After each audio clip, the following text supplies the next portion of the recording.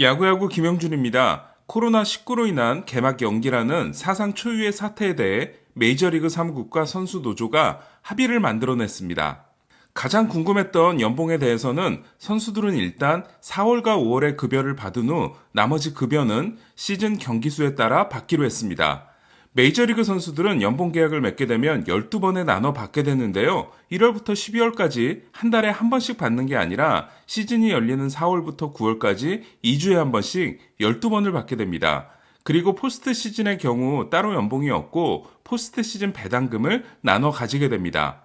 토론토와 4년 8천만 달러 계약을 맺은 류현진 선수는 원래는 2천만 달러의 12분의 1에 해당되는 167만 달러를 4월부터 2주마다 한 번씩 총 12번을 받아야 했지만 올 시즌이 아예 열리지 않는다는 정말 하고 싶지 않은 가정을 하게 될 경우 올해 4월과 5월 급여에만 해당되는 667만 달러만 받게 되는 겁니다. 선수들로서는 큰 손해가 아닐 수 없는 거죠. 대신 사무국과 구단주들도 다른 쪽에서 큰 양보를 했는데요. 바로 서비스 타임입니다.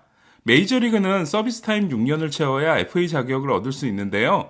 그의 액티브 로스터에 172일 이상 등록되어 있어야 서비스 타임 1년을 인정받습니다. 메이저리그 한 시즌이 186일이기 때문에 사실상 시즌 내내 액티브 로스터에 있어야 하는데요. 중간에 부상자 명단에 오르더라도 서비스 타임은 인정을 받습니다. 크리스 브라이언트와 시카고 컵스가 갈라서게 된 것도 컵스가 2015년 브라이언트를 데뷔시키면서 교묘하게 171일밖에 채우지 못하도록 했기 때문인데요. 결국 브라이언트는 이 하루 차이로 FA가 1년 미뤄지게 된 겁니다. 그에 비해 다저스는 2017년 코디 벨린저를 개막전에 내보냄으로써 서비스 타임 조절을 하지 않은 바 있습니다. 사실 구단들이 이런 편법을 쓴 건 하루 이틀 일이 아닌데요. 그로 인해 2010년 버스터 포지도 5월 29일에서야 마이너리그에서 올라올 수 있었습니다. 하지만 그해 포지의 서비스 타임이 161일이었던 반면 크리스 브라이언트는 171일이었기 때문에 컵스가 더 욕을 먹게 된 거였습니다. 어쨌든 선수들은 연봉 삭감을 받아들이는 대신 서비스 타임에서 큰 양보를 받았는데요. 설령 올 시즌이 열리지 않더라도 서비스 타임 1년을 보장받게 된 겁니다. 그렇다면 시즌이 열리지 않을 경우 가장 낭패를 보는 팀은 어디일까요?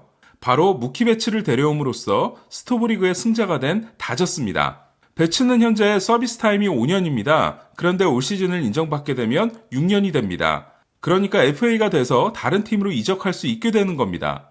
다저스는 알렉스 버듀고와 유격수 유망주 지터 다운스까지 내주고 데이비 프라이스까지 떠안으면서 배츠를 데려왔는데 최악의 경우 배츠가 한 경기도 뛰지 않고 다른 팀으로 이적할 수 있는 상황이 된 겁니다.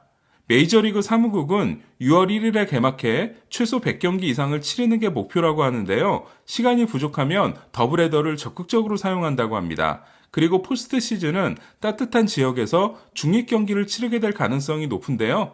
이참에 슈퍼볼을 중립지역에서 개최하는 NFL처럼 메이저리그도 로컬 스포츠에서 벗어날 수 있는 기회가 됐으면 좋겠다는 생각이 듭니다. 오늘은 여기까지입니다. 김영준의 야구야구